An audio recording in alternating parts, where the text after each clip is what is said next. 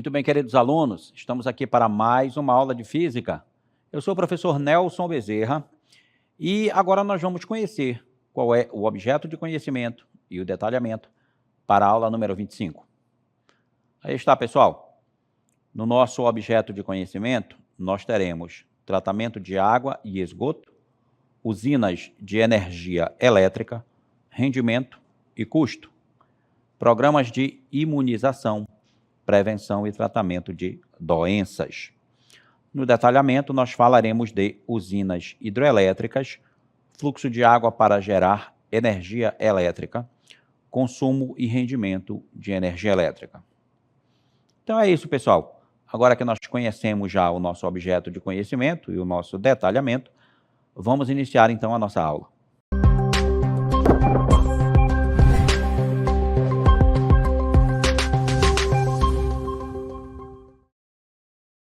Bem, queridos alunos, nós vamos falar hoje de assuntos extremamente importantes aí para o nosso cotidiano, né?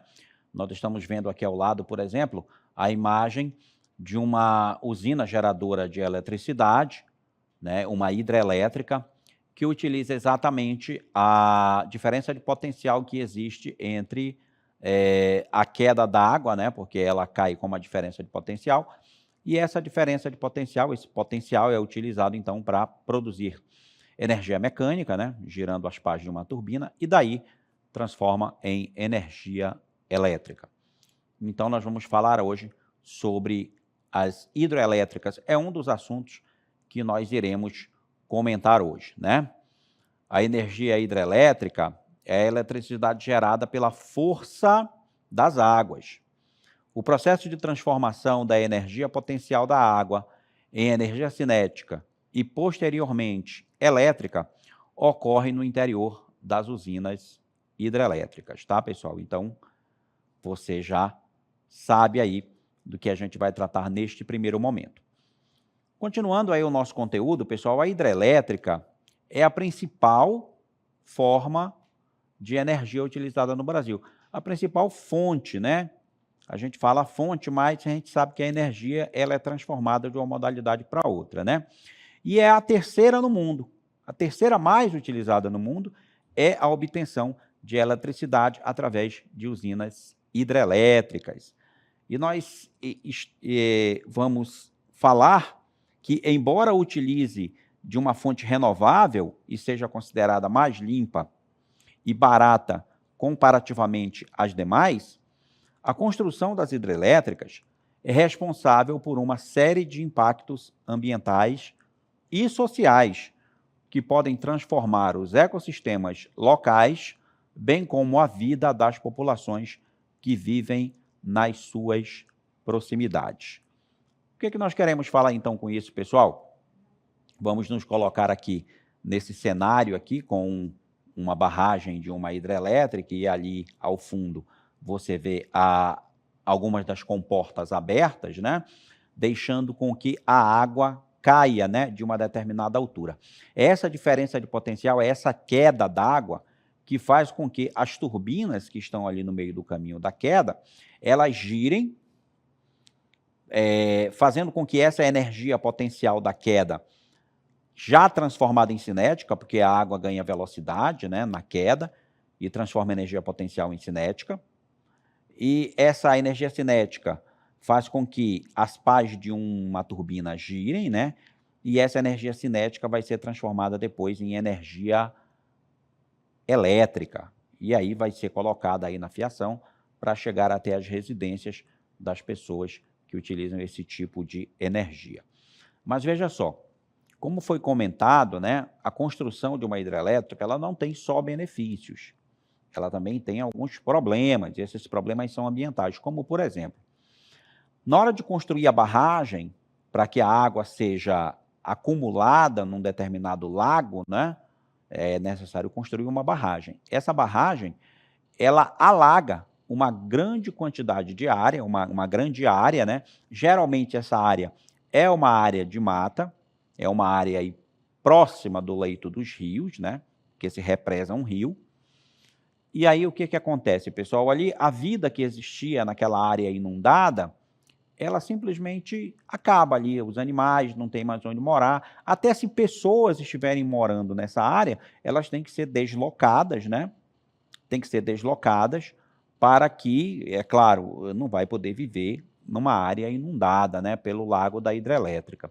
Então aí tem esse problema, esse impacto ambiental e tem também o problema social, né, porque se tiver muitas famílias morando nessa região, vão ter que ser deslocadas, então o impacto social também acontece, né, porque vai tirar aquelas famílias do lugar e colocar em outro lugar e vai gerar impactos também. Um outro impacto é o seguinte, na hora da construção da hidrelétrica, que não é rápido, né, a construção da hidrelétrica leva alguns anos, cidades são formadas ao redor dessa hidrelétrica lá, né? Os trabalhadores que vão lá fazer seu trabalho, né? E aí tem famílias também que vão lá. Alguns comércios, né, surgem ali nas imediações, porque onde tem pessoa, né, vai ter sempre comércios lá, vai ter que vender alimento, bebida, né, e outras coisas mais. Então, há esse impacto social também da construção da hidrelétrica. Geralmente, cidades nascem próximas a essas construções, né, de hidrelétrica. Então, aí estão os impactos ambientais e os impactos sociais da construção de uma hidrelétrica, tá certo? O investimento também é grande, né, para que a energia seja gerada por aquela hidrelétrica, certo? E aí, depois que está construída, claro, ali nós temos uma produção energética que é renovável, né, porque o rio vai estar sempre enchendo, né, a represa vai estar sempre segurando a água do rio, certo? E aí a hidrelétrica sempre vai funcionar. Ela não precisa não são recursos que se acabam, né? E aí tem essa geração de energia elétrica através do represamento dos rios, tá? Então, é uma fonte de energia renovável, é limpa porque ela não polui com o ambiente, né? Ela não vai poluir. E relativamente, né, pelo custo e pela quantidade de energia que é gerada, ela também se torna mais barata, né? Mais viável. Mas existem muitos países do mundo que não têm ali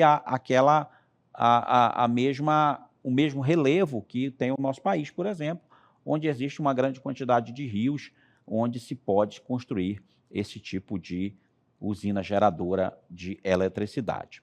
Tá bom? Vamos fazer aqui agora um pequeno resumo sobre essa energia que é chamada de energia hidrelétrica. Olha só.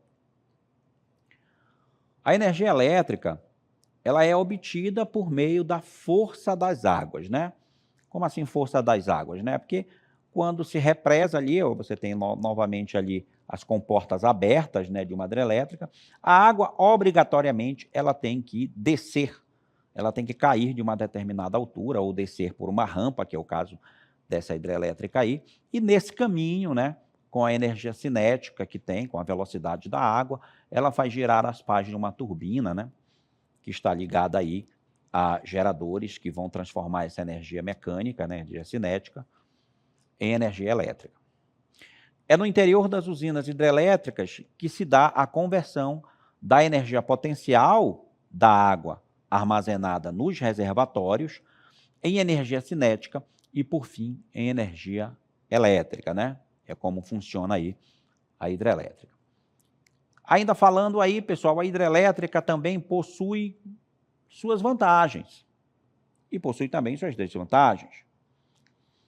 O Brasil possui extensos rios planálticos que favorecem a geração de hidroeletricidade, né? A geração de energia através da hidrelétrica. O mundo conta atualmente com mais de 60 mil usinas. Das maiores do mundo, 3 ficam no Brasil. Nós podemos citar aí, por exemplo, Itaipu, tá? Podemos citar Belo Monte e Tucuruí, que são uma das 3 maiores usinas hidrelétricas do Brasil e também do mundo. Como funciona a energia hidrelétrica? Vejamos. A conversão da energia potencial da água em energia elétrica acontece no interior das usinas hidrelétricas. A energia hidrelétrica é o produto final da transformação da energia da água em movimento, energia cinética. Todo esse processo acontece normalmente por meio de um conjunto de estruturas que integram as usinas hidrelétricas. Mais precisamente, os equipamentos que ficam na casa de força, as turbinas e o gerador. Então, eu tenho aqui uma imagem aqui ao meu lado, você pode ver aí, né, de um esquema de uma usina hidrelétrica, né? Você tem aí a barragem, né, com o lago formado, o canal por onde passa toda a água, a turbina, né, que está embutida no caminho da água, e essa turbina, então, ela usa essa energia potencial que foi transformada em cinética pela queda d'água para girar, né, produzir energia mecânica, e essa energia mecânica, então, ela vai ser transformada em energia elétrica. Eu vou mostrar aqui para vocês, na nossa TV interativa, de uma maneira mais detalhada. Você pode ver aqui só a imagem, né, um pouco maior, agora, e aí você vê, né, esse esquema simples, né, de uma usina. Aqui a gente tem a questão do reservatório, né, do reservatório, onde fica o lago, né, da usina hidrelétrica. Aqui a gente tem a barragem, né, que foi construída para segurar a água, né, mas tem aqui uma comporta que ela, quando aberta, ela força a água a fazer esse caminho aqui, ó. É um caminho forçado da água. Ela tem que passar por aí, porque ela vai seguir aí a diferença de potencial, que é a diferença de altura, né? Tem uma altura aqui e tem outra altura aqui embaixo. Essa diferença de potencial faz a água ser forçada por esse duto. E aí passa aqui pela turbina. Olha só, a turbina gira e a gente tem também aqui um transformador. O que faz esse transformador? Ele usa conceitos aí do eletromagnetismo para transformar a energia mecânica em energia elétrica. Aqui o canal de fuga, né? Geralmente esse canal de fuga faz com que a água siga o curso normal do rio, né? Do rio que foi represado para a construção da usina. E aqui nós temos as linhas de transmissão, né? Que é por onde vai a energia elétrica para as cidades, né? Para ser consumida aí pelas pessoas, certo? Então é assim que funciona, de uma maneira simples, né? Resumida, a energia, a hidrelétrica, né? Energia mecânica transformada em energia elétrica, tá, pessoal? Agora a gente vai falar um pouquinho dessa energia na nossa região, especificamente na região norte do Brasil. Olha só, energia hidrelétrica na região norte. Apesar da região norte reunir alguns dos maiores rios do Brasil, como o Amazonas, o relevo de seu leito é caracterizado por planícies, dispondo assim de pouco ou nenhum desnível e dificultando o processo de instalação de usinas e geração de energia. Há, no entanto, algumas exceções, como os rios Xingu e Tocantins, que abastecem duas das maiores usinas hidrelétricas brasileiras. Essa situação aí, pessoal, vou explicar detalhadamente para você, né? Apesar de que na região norte existem muitos rios, mas a maioria deles são rios que não apresentam desníveis, né? Para facilitar a construção da hidrelétrica, porque eu preciso ter um desnível, né? Uma queda da água, para que eu possa fazer a represa no rio e depois essa água possa cair de uma determinada altura, certo? Esse desnível é importante para que eu construa, então, a usina hidrelétrica. E, apesar de ter muitos rios na região norte, a maioria deles são rios de planície, né? E não apresentam esses desníveis. Mas existem exceções, como eu mostrei a você lá, Tocantins, né? E o rio Xingu, eles são exceções a essa regra. Muito bem, pessoal, a gente agora vai resolver um exercício falando exatamente sobre essa questão das usinas hidrelétricas, certo? É um exercício sobre energia hidrelétrica. Vamos lá. É um exercício de vestibular, né, da FAMERP de 2018. Diz o seguinte: Capacidade hidrelétrica instalada por subbacia hidrográfica em 2003.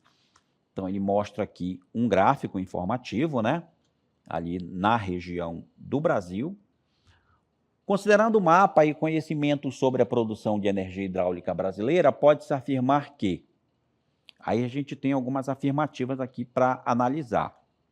O relevo de planícies explica o baixo aproveitamento hidráulico da bacia amazônica. Olha aqui, a gente acabou de falar nessa situação agora há pouco, certo? Que apesar da região norte apresentar muitos rios, né?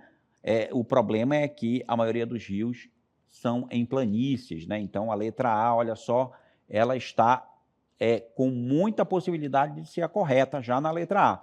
Vamos dar uma olhada nas outras para saber o que elas dizem. Aí tem a letra B.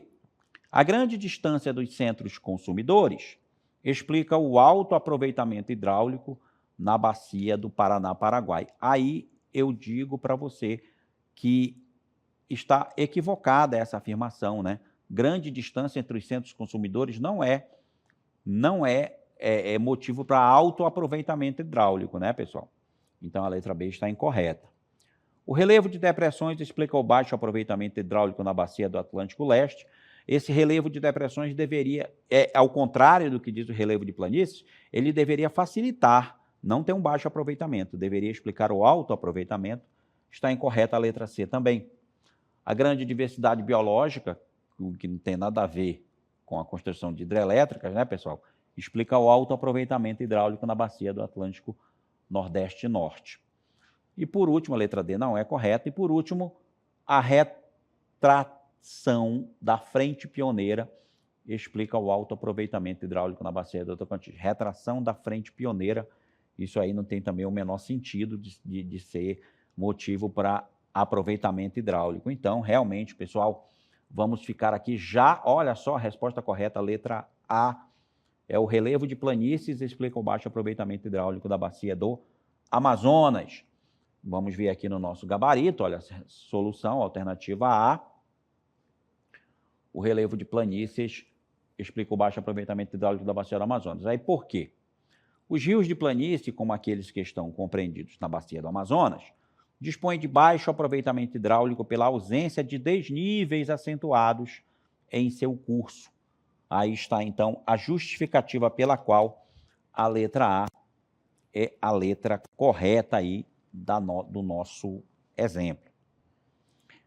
Muito bem, pessoal, já que a gente está falando de hidrelétrica, está falando de geração de energia elétrica, também um assunto muito importante que deve ser do seu conhecimento aí, né? Você deve conhecer, é a questão do consumo de energia elétrica, né? Porque nós somos consumidores de energia elétrica, né? Nós estamos aí, todos nós temos na nossa casa lá o nosso contador de energia elétrica e a gente paga um determinado valor mensal pela energia que nós consumimos para fazer funcionar os equipamentos que tem na nossa casa, os eletrodomésticos, né? Os equipamentos eletrônicos, computadores, televisão, ar-condicionado, ventilador, geladeira e assim por diante. A gente tem aí ao lado, você pode perceber, alguns desses equipamentos. A gente está mostrando aí as lâmpadas, né? Nós temos aí um chuveiro elétrico, um ferro elétrico também de passar roupas e um liquidificador aí na imagem. Então, o cálculo da energia elétrica consumida pelos aparelhos eletrodomésticos pode ser feito com base na potência e no tempo em que cada um desses aparelhos permanece ligado, de modo que a energia elétrica consumida seja calculada em kWh. Pessoal, aí kWh é uma unidade, tá, de energia. Não é a unidade do Sistema Internacional, mas é aquela unidade utilizada pelas empresas, né, que fornecem energia elétrica, as concessionárias, né, que fornecem energia elétrica para nós. E para que a gente possa saber quanto um aparelho consome de energia elétrica, é necessário a gente saber qual é a sua potência. Mas é lei obrigatória no Brasil que todo aparelho eletrodoméstico que você compre tenha informado, né, ele vem com uma plaquetinha ou ele vem com uma etiqueta informando para você qual é a sua potência. Tem que saber qual é a potência do aparelho. E aí, sabendo a potência, você pode medir o tempo que você usa esse aparelho. Então, sabendo a potência e sabendo quanto tempo o aparelho fica ligado, você pode calcular qual é o consumo desse aparelho. É o que a gente vai ver agora, como fazer o cálculo do consumo de energia. Aí está, pessoal, olha só. Para calcularmos o consumo da energia elétrica, basta sabermos qual é a potência do aparelho, bem como o tempo em que esse aparelho funciona. A fórmula, a equação que usamos para calcular o consumo da energia elétrica é a seguinte, você está vendo aí, olha só, guarde, isso aqui é muito importante para você, você pode calcular na sua casa aí quanto você consome por cada aparelho que você tem, olha. Essa energia consumida, a energia elétrica, que é o EEL aqui, ela é exatamente igual à potência do aparelho, representado pela letra P, certo? P é a potência do aparelho, e essa potência ela deve estar em quilowatts. Geralmente, no aparelho, pessoal, ela vem apenas em watt, mas quilowatt, você deve saber que o prefixo K, ele vale 1000. Então, por exemplo, 1000 watts é 1 quilowatt, 12.000 watts é 2 kW, e assim sucessivamente. E o tempo aqui, o intervalo de tempo que o aparelho fica ligado, que é o intervalo de tempo de uso. Esse intervalo de tempo você tem que estar com ele em horas para saber o consumo. Então, você pega a potência em quilowatt-hora, e aí você multiplica pelo tempo de uso em horas. E aí você vai conseguir calcular qual é o consumo de energia desse aparelho. Vamos mostrar isso aqui num exemplo. Vamos ver. Exercício sobre o consumo de energia elétrica, lá da PUC de Campinas, de 2016. Há alguns anos, a iluminação residencial era predominantemente feita por meio de lâmpadas incandescentes. Hoje, pessoal, essas lâmpadas são até proibidas, de serem vendidas aí. Você não encontra mais lâmpadas incandescentes para comprar aí nos supermercados. Você consegue especificamente comprar em lugares onde vendam equipamentos elétricos, Elas servem hoje em dia, por exemplo, para estufas e para outra coisa, porque elas convertem muito mais energia elétrica em calor do que em luz. Então, elas foram obsoletas. Dificilmente você vê uma lâmpada incandescente hoje, numa residência. Atualmente, dando-se atenção à política de preservação de bens naturais, essas lâmpadas estão sendo trocadas por outros tipos de lâmpadas, muito mais econômicas, como as fluorescentes, compactadas e de LED. Hoje em dia, atualmente, usa-se muito lâmpadas de LED. Elas são bem mais econômicas e produzem muito mais luminosidade, A introdução aqui ao nosso exercício. Em uma residência, agora vamos lá. Em uma residência, usavam-se 10 lâmpadas incandescentes de 100 watts, que ficavam ligadas em média 5 horas por dia. Essas lâmpadas foram substituídas por 10 lâmpadas fluorescentes, compactas, que consomem 20 watts. Veja só, as incandescentes eram de 100 watts e ele trocou por de 20 watts. Diminuiu muito a potência, 1/5. Cada uma, e também ficam ligadas em média 5 horas. O tempo de uso vai ser o mesmo, 5 horas. E adotando aqui esse valor aqui, um valor fictício, Se você olhar na sua conta de luz, o valor do quilowatt-hora com certeza vai ser bem maior do que isso aí. Então, eu tenho o valor para o quilowatt-hora de 40 centavos. A economia que essa troca proporciona em um mês de 30 dias é de... Então, olha só, a gente vai calcular qual é a economia, Quanto é que eu vou economizar trocando essas lâmpadas? Aqui as opções, eu vou economizar R$18, R$48, R$60, R$120, R$248. Como fazer esse cálculo, pessoal?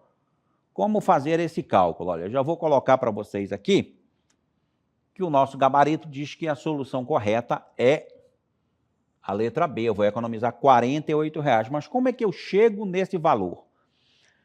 Olha aí, pessoal, a explicação. Primeiramente, é necessário descobrir qual era o consumo mensal de energia elétrica antes da troca das lâmpadas.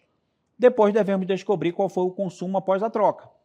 Sabendo disso, basta calcular a diferença entre os dois consumos para então multiplicando o resultado obtido pelo valor do quilowatt-hora. Vamos chegar à economia mensal. Então, olha aqui, pessoal. Primeiro, a conta de quanto se gastava com as lâmpadas incandescentes. Lembra lá, ó, eu tinha 10 lâmpadas, tá? Cada lâmpada tinha uma potência de 100 watts. Então, 10 lâmpadas vezes 100 vai ter uma potência de 1.000 watts. 1.000 watts. Pessoal, 1.000 watts é a mesma coisa que 1 kWh, né? Cada kWh é 1.000 watts. E aí o tempo era 5 horas. Então, veja, a energia que elas consumiam era de 1 kWh, né, que é 1.000 watts, a conta está aqui, ó, 1.000 watts vezes 5 horas de uso, durante 30 dias. Eu tenho que multiplicar por 30, porque eu usei 5 horas durante 30 dias, então multiplica lá 5 vezes 30. E aí a conta já está aqui, olha, o resultado é 150.000 watts, que em quilowatt dá quilowatt-hora, dá 150 kWh, né? Porque tirando 1.000, o prefixo K vale 1.000, então é 150 kWh. E agora qual é o consumo depois que eu troquei as lâmpadas? Veja, 150 kWh antes de trocar as lâmpadas. Trocando as lâmpadas, a potência, ao invés de ser 1.000 watts, passou a ser 200 watts. E aí, quando eu multiplico, né? Quando eu multiplico potência vezes o tempo de uso, que é 5 vezes 30, novamente, 5 horas durante 30 dias. 200 vezes 5 vezes 30, diminuiu para 30.000, olha só. 30.000 watts. Tá certo, pessoal? 30.000 watts. Veja que era 150.000 watt-hora e diminuiu para 30.000, ou seja, 30 kWh. De uma forma mais simplificada, diminuiu de 150 para 30. Então, pessoal, quando eu faço a subtração 150 menos 30, certo? Eu vou ter uma economia aí de 120 kWh, porque é só diminuir, né? 150 menos 30 igual a 120. Ou seja, eu tive uma economia de 120 kWh. E aí, quando eu multiplico aqui o 120, nosso querido 120, que eu economizei, vezes os 40 centavos que eram o quilowatt-hora, você pode fazer a continha aí na calculadora, né? 120 vezes 0,4 é a mesma coisa que 12 vezes 4, o que vai dar R$ 48,00. Olha só a economia que se fez, né, pessoal? R$ 48,00 de economia, simplesmente trocando as lâmpadas da casa. E olha que hoje o valor do quilowatt-hora é bem maior que 40 centavos, tá, pessoal? Onde é que você pode verificar o valor do quilowatt-hora aí da sua região? Na sua conta de energia elétrica. A concessionária é obrigada a colocar aí na conta o valor do quilowatt-hora que você está pagando, tá certo? Muito bem, pessoal.